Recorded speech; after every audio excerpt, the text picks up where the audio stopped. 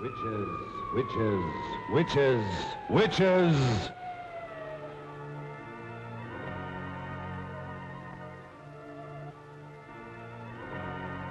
From just beyond the edge of light, from the deeper darkness where no living being has ever walked, comes the terror of those who have given their souls to the devil. This is the story of one such creature. This is the story of a witch. Across the pages of history lurk the ominous shadows of the werewolves, the sorcerers, the witches. Through the ages, man has known the evil that walks in the shadows of the night and has feared the dark spirits of the unknown. What lies behind these monstrous fears that has chilled the hearts of man since the beginning of time? Do these sinister creatures live only in the superstitious minds of ignorant people?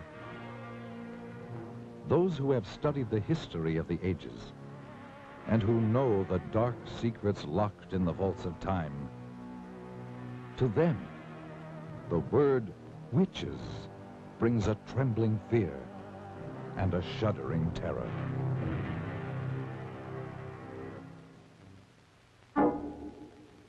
Great minds have sought to explain these things, and in the great museums of the world hang the work of the master artists of another age, giving mute testimony to the horrors of sorcery and witchcraft as they saw it in their day.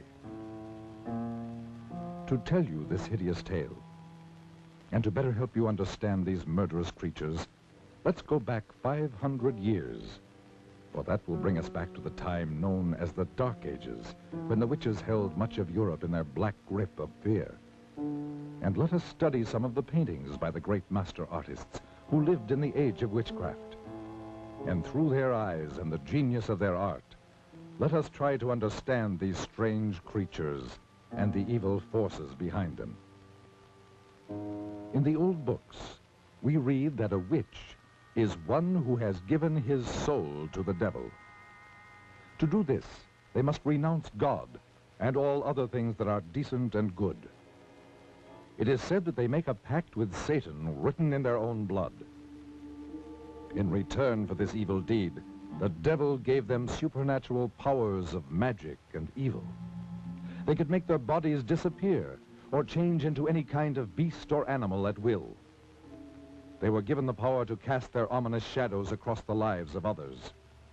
They could cast evil spells upon their victims, causing them to go blind or lose the use of their limbs, or even lose their minds. They could turn their victims' lives into nightmares of hell. For the devil is their master, and they must go forth upon the earth serving only the powers of evil. The witches would meet in the night at a prearranged rendezvous, usually in old secret dungeons or in the black depth of a forest. These meetings were called Sabbats and were always held during the night, for the devil's greatest power was believed to be from sundown to cockcrow. And many of the finest paintings by the great artists of that period tell the story more eloquently than words of the strange and evil things that took place at the Sabbat. The witches would appear for this sinister ritual in the form of all kinds of hideous creatures, such as beasts or birds, or half beast and half human. They would begin by celebrating what was known as the Black Mass, which was always conducted by some ex-leader of the church who had renounced God to serve the devil. The Black Mass will live in infamy forever. For here, some of the most terrible criminal acts took place, such as the slaying of children, whose warm blood was offered up as a sacrifice to Satan. Then their bodies were thrown to the dogs, or roasted and eaten by the witches. Following this ritual, the entire gathering would throw themselves into the most depraved orgies of filth and obscenity conceivable to the human mind. But to these evil, perverted creatures, it was all terribly exciting, and it provided an excuse for their unbridled lust and perverted sex. The fact that it had to be carried out in utmost secrecy made it all the more thrilling. Yet those same evil, murderous creatures who changed their bodies into all sorts of hideous beasts and engaged in those unbelievable rituals by night, lived by day as ordinary human beings, such as shopkeepers, housewives, or farmers. And as the years went on, the witches continued their murderous assault upon the people. And it is said that they called forth all the legions of the dead to battle for the souls of the living. For this is the goal of the devil. From the beginning of the 13th century through the 18th century, witchcraft ran rampant through Europe and was practiced with all of its blasphemous and obscene rituals. So, the Middle Ages became the Dark Ages, the age of witchcraft, the age of fear. But men and women who still had the courage to fight did so with all the weapons they knew. And after 5 centuries, the tide of battle turned. In many European countries, the practice of witchcraft was made a capital offense. Rulers decreed that their countries must be freed of this terrible scourge, and that all convicted of practicing witchcraft must die. Armies were called out to hunt down the witches. The fear was so great that entire villages said to be infested by witches were put to the torch. The old records tell of flames rising high into the night sky and hideous creatures streaking across the burning heavens, screaming foul obscenities. When confronted with death, many of the treacherous witches confessed to the most hideous crimes. Even the hardened soldiers who were trained to kill turned away sickened by some of their terrifying confessions. One group of witches alone confessed to the murdering of over 2,000 babies and small children, bought from the brothels and slums of the big cities. At last, the witches were no more. Old superstitions and taboos had yielded to the powers of light and knowledge. We, who live in the light of the 20th century, see the witch only in fantasy, as a hideous old woman sailing through the night sky on her broomstick. We are certain that these murderous creatures who walked the world in the Dark Ages, committing their atrocious crimes and casting their evil spells, never really existed, except in the twilight zone of the mind. But are we mistaken?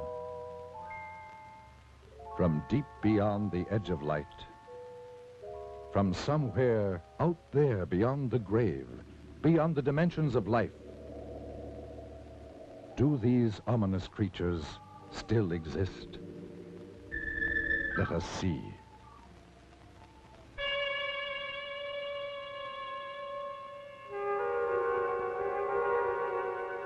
This is the very witching time of night, when churchyards yawn and hell itself gives up contagion to this world.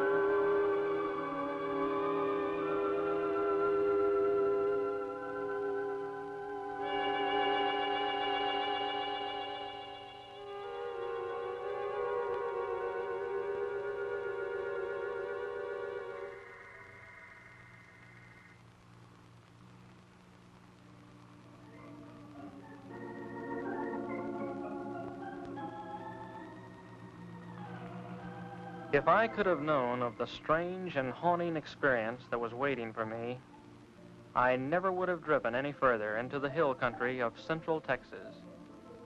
There are those who say that it was all a dream and that it didn't happen at all, nor could it happen in the 20th century. But I tell you, it happened.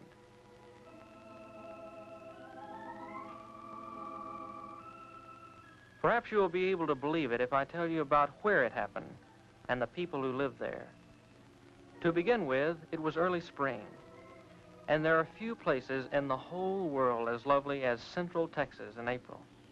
But this is not the Texas of cowboy lore, for here, snug in a green valley rimmed by evergreen hills, are trim, clannish, thoroughly German villages. The German settlers came in 1846 seeking religious asylum in America. The green hills, the rocky slopes, and clear rushing streams reminded them of the hills beside the Rhine. From limestone outcroppings in the encircling hills, they built their thick-walled homes, most of them still standing, mellowed to amber by the sun, still occupied by descendants of the settlers. And they have kept the faith that made their grandfathers brave sickness, isolation, and Indian raids, so that it be kept alive. A characteristic of the valley is the great number of bells, church bells, the Abendglocken with evening bells. And there are the school bells which have rung for 100 years, calling the children to schoolhouses that were built by their great-grandfathers. Though English and German are spoken interchangeably, German is taught in the schools and is still the language of social contact and of the home.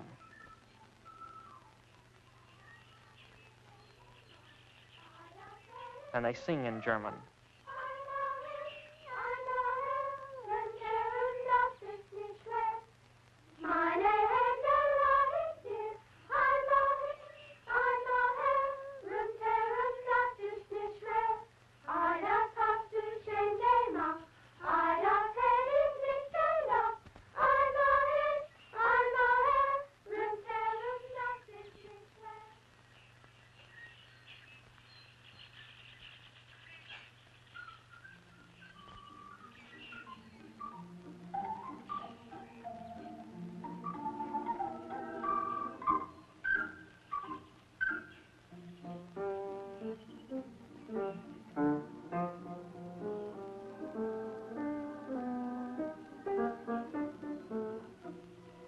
Yes, this was spring, the time of Sangerfest, the singing festival. I was trying to get to the village of Luckenbach, where a singing festival was in progress.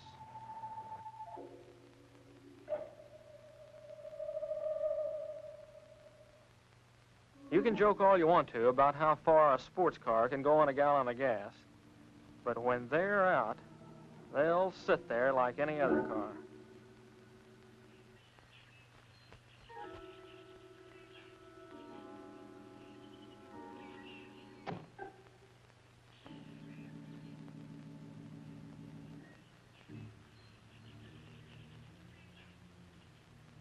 I was already late, so I decided to leave the car and walk into the village. This was the last day of the singing festival, and the last day I could take away from college. I was writing a thesis on the early Germans in Texas, and the festivals were important to my research.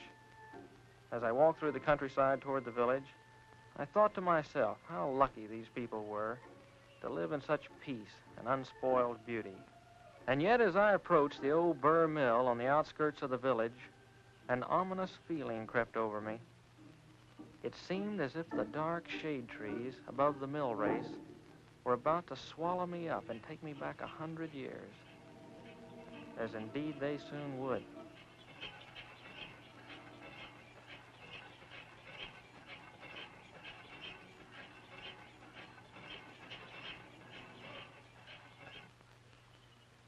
Hello there. The Yates.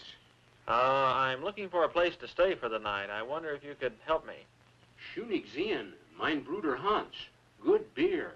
Wiener Schnitzel. Sounds good enough for me. Kirska. Her name was Kirska. It was a pity that such a lovely creature would be the one to tell me that I was too late for the festival. She was dressed in a costume of the old country and had taken some village children to the festival. She said that her grandfather would be glad to have me at the inn.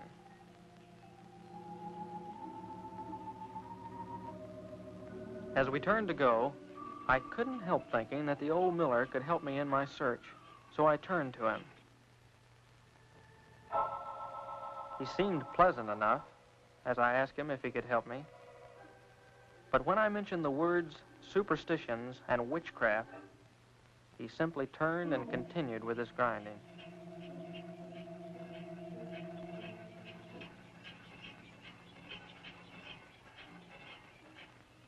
I dismissed the old miller from my mind as overly sensitive, and we started walking through the village toward the inn.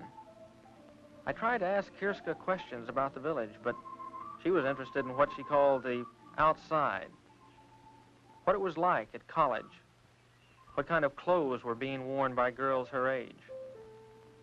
Suddenly I realized that I was out of place in this village, with its century-old homes and clean-swept walks.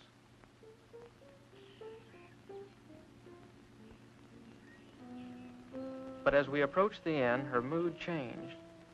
It was as if she wanted to help me, but couldn't find words to explain how. You must be careful. The old ones do not like to speak of the spirits and hex. And your grandfather? Grandpapa will be glad to have you in our house. He will talk of anything you wish, and much of what you don't.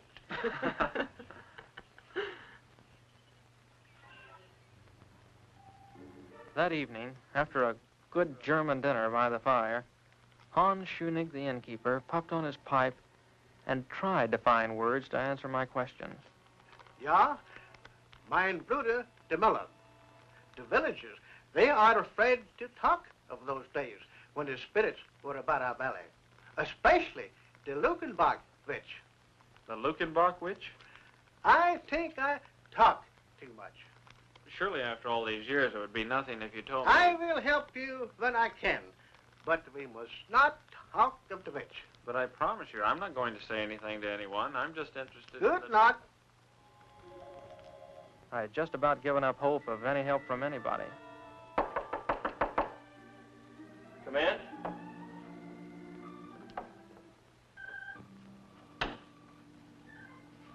This water is fresh from the well.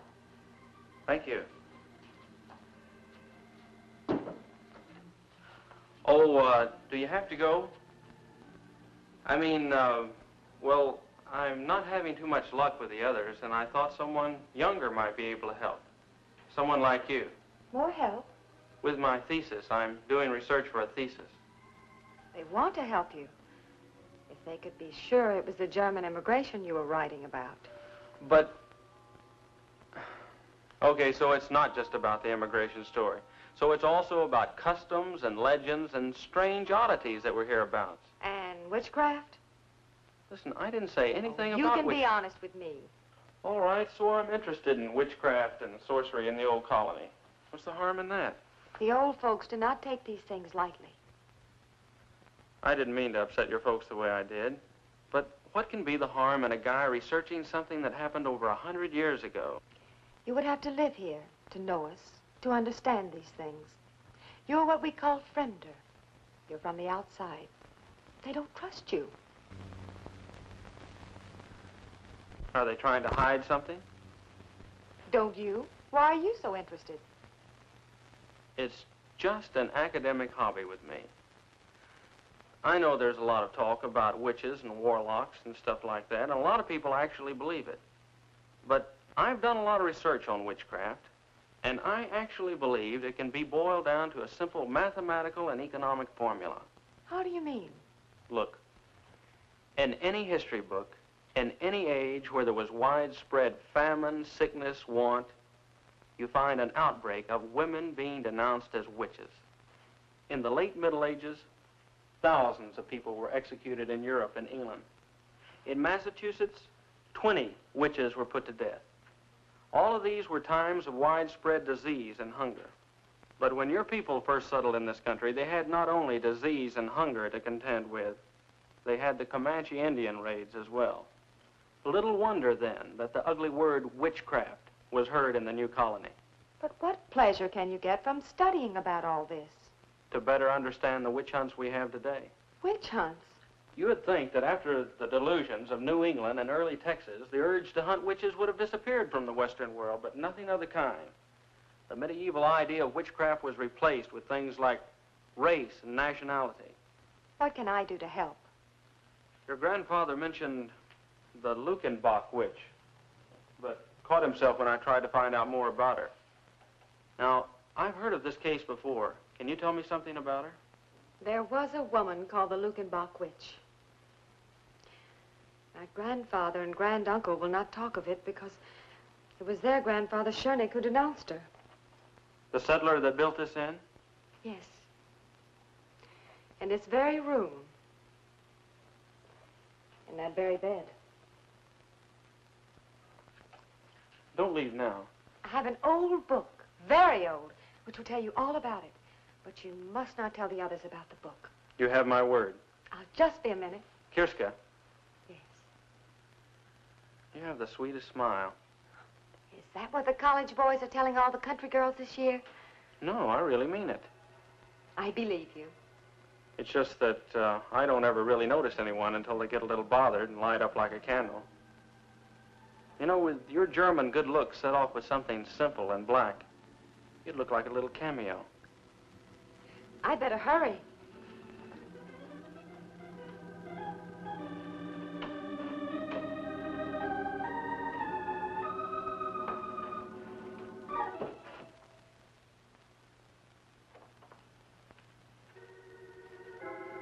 As I finished my packing, I actually felt that my luck was changing for the better. Just how much better, I couldn't describe. You'd have to see her.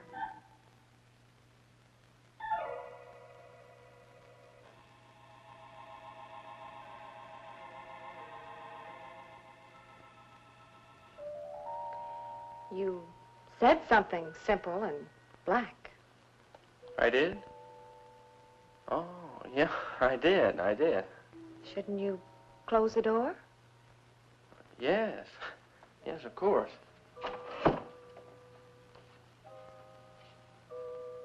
I'm not sure I've got you figured. Because I asked you to close the door? Well, yeah, that and And you wouldn't want Grandfather to know we were alone? No, I wouldn't. Oh, you didn't think I wanted to be alone with you? No. Well, to tell the truth, I'm not sure what I thought at the moment. I'll tell you. You didn't think little country girls ever thought of being alone and things and life? But, Well, who knows more about life and things and being alone than farm people? Well, It's just that farm people don't talk about it too much. Too much talk ruins it. I'll be... I'd better give you your book now and go. Because after giving you your book, I have no reason to stay. Except on one condition. And that wouldn't be fair to you.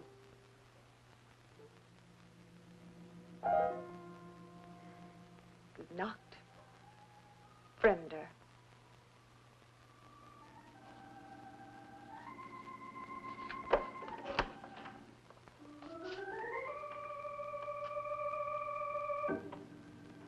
Well, I'll be damned.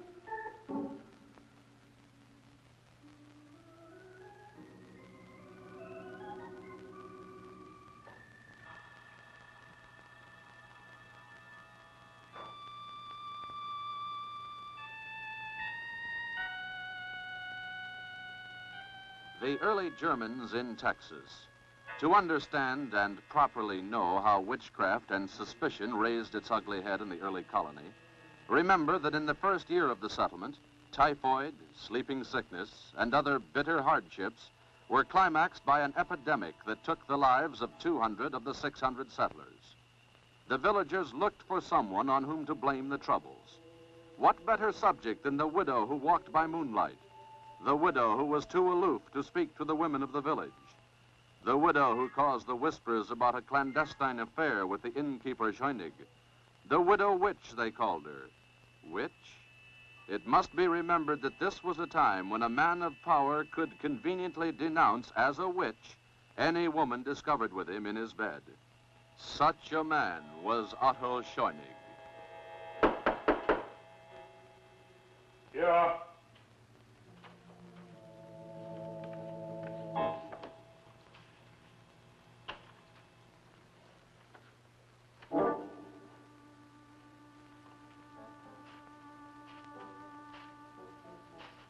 Well, Otto? Well, widow? What excuse is it this time, Otto? What excuse? I have asked you to give me more time, woman. I have given you time enough. You must decide between us.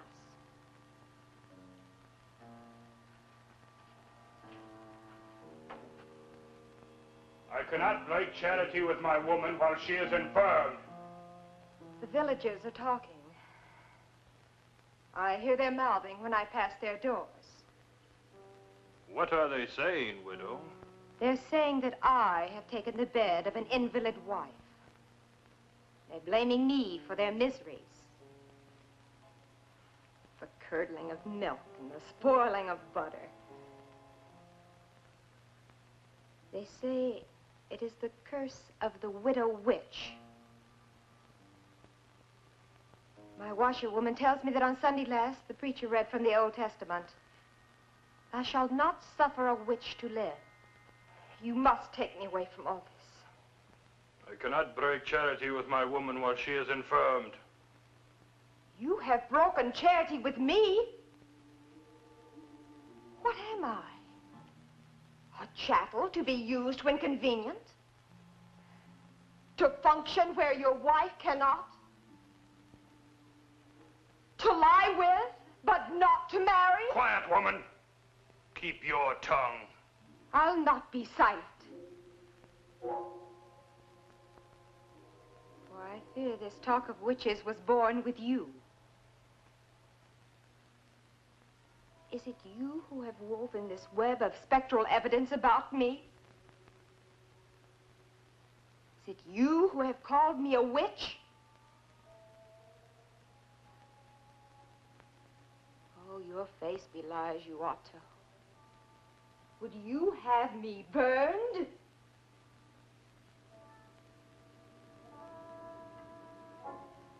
Yes. Yes. Witches are for burning. No! No! Stop your shouting, woman. Let her hear me. Let all hear me. You belie me. Here now. The elders are here to learn how you cast your demoniac spell over this house. No! No, you lie! I have told them how you cast your spell over my wife to make her invalid. She is in league with the devil. The widow is a witch. That same night, under cover of darkness, they took the widow to the graveyard. There are those who said that she waited proudly without fear, and that she whispered over and over, Tot au alle Schönigs, death to all Schönigs. I will return, and with the self-same spire, I will kill all who bear the name of Schönig. How convenient for Otto Schönig that there could be no trial. Death would be by post oak spire. They buried her not 100 yards from where she had lain with the cruel and deceptive Otto Schönig.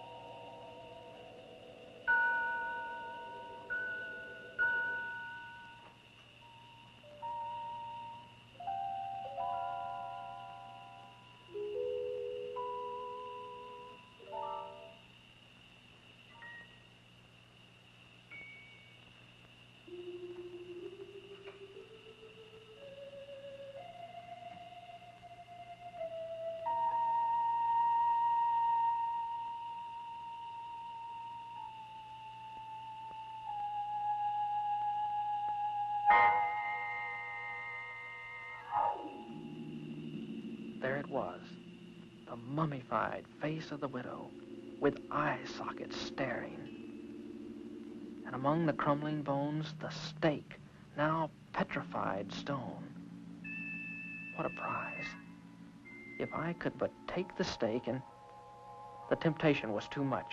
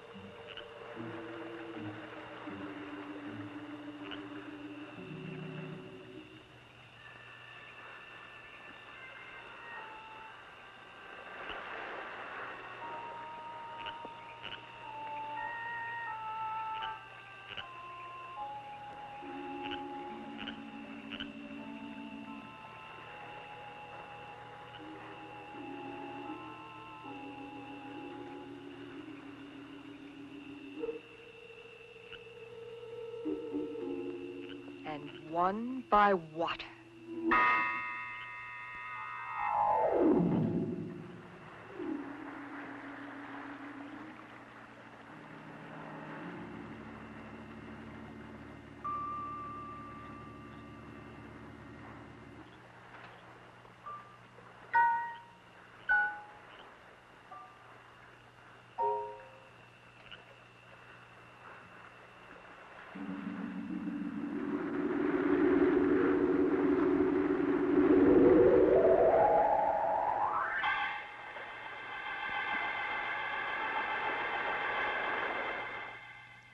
The next morning, the elders came to the inn. They had fished the body of the miller out of the blood-soaked mill pond. There was no question of what had happened, for they had also discovered the empty grave of the witch. I tried to speak up, but words wouldn't form in my mouth. This was all a dream, I wanted to tell them. This thing didn't happen. But as the elder continued to talk, the sudden realization came to me that it was true. I had uncovered a grave of a witch, and now, after 100 years, she had returned to avenge herself.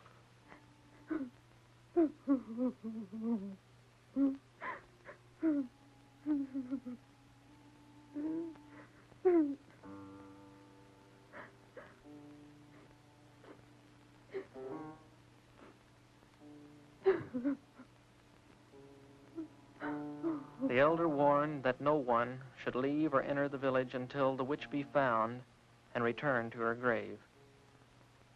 Surely the witch would not stop at one death. Where would she strike next?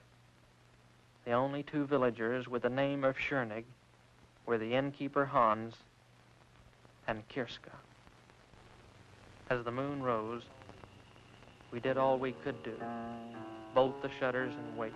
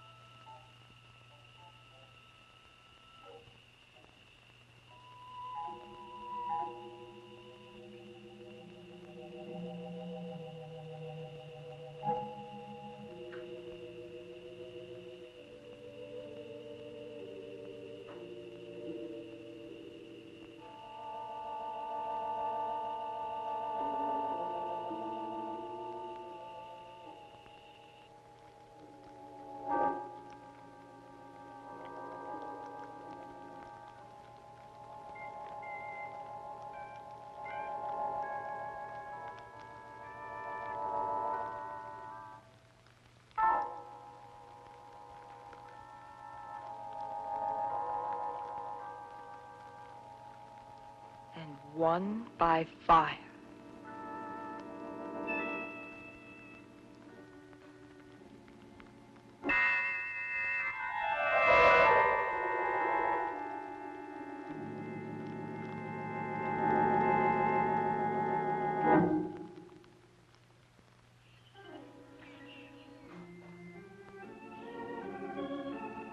I was the guilty party.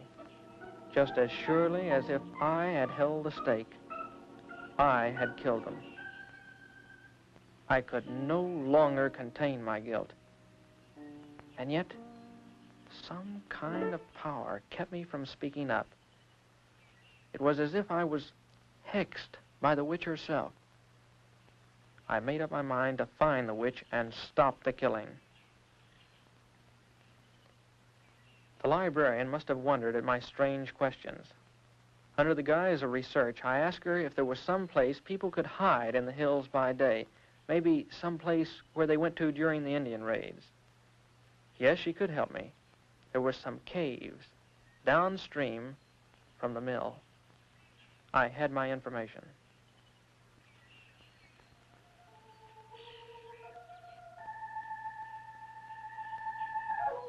And so that night, as the moon bathed the hills with light, I crossed the mill race and headed toward the caves downstream.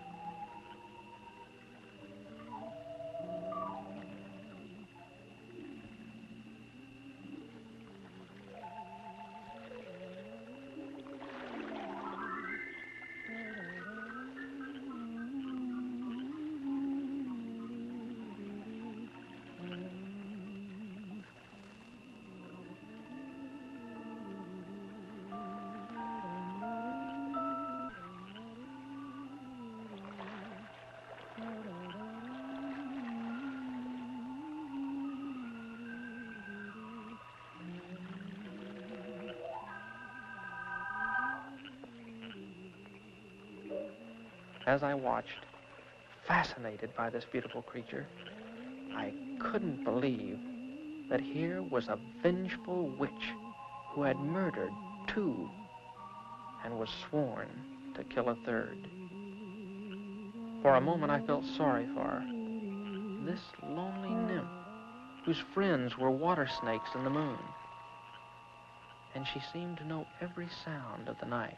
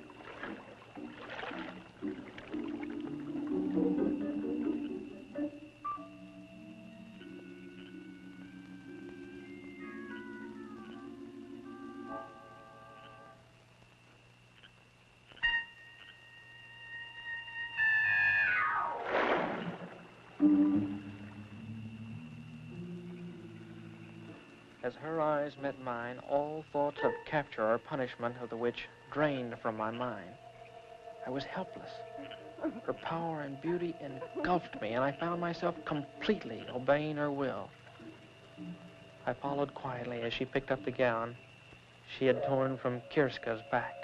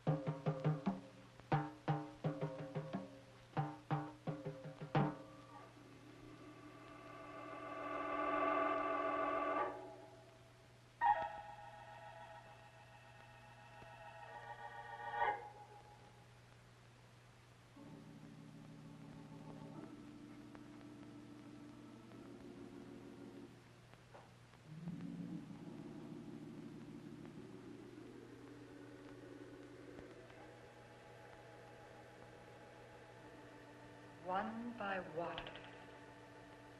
One by fire. But all shall die by the self-same fire.